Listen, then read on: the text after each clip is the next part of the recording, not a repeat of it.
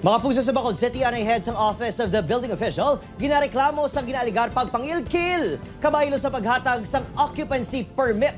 Yaring balik na aton gintutukan.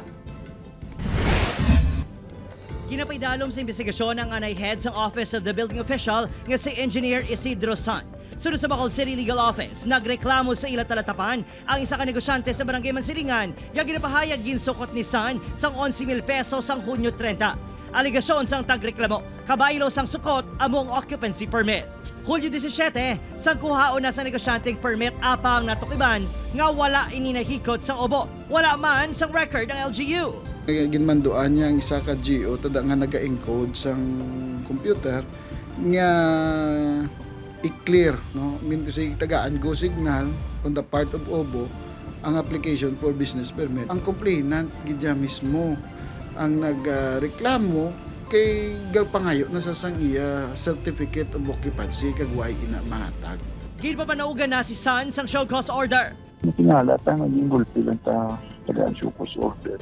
Natani, yung pabalo man lang kami nagreklamo. Ang aligasyon nga pagpangilkil, hugot niya nga ginapanginwala. Dahil nakita ko na wala pag-intindihan na yung namis 1,000 nga hindi ginasa namin. No? Pero ang sakit siya katabandan ko na wala man na nalino. Kag wala man na sa imo ang kwarta. I thought nakabuli gani ako. No?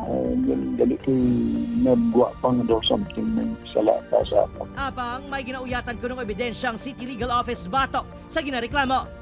Oh, 11,000, may acknowledgement receipt pa to kaniya. Sa ebidensya sa complainant to, may acknowledgement receipt. Dayon gataw ganay sila nga duwa. May call log pag ito.